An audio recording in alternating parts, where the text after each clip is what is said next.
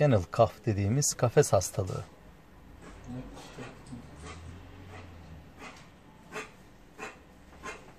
Videomuzda da görüldüğü üzere bu hastalık klasik bir öksürük şekline sahip. Trahea dediğimiz boğaz kısmı palpe edildiğinde bu öksürüğü vermektedir. Maalesef inatçı bir hastalık. Tedavisi uzun sürmekte. Koruyucu olarak mutlaka bronşin aşısı uygulanmalı.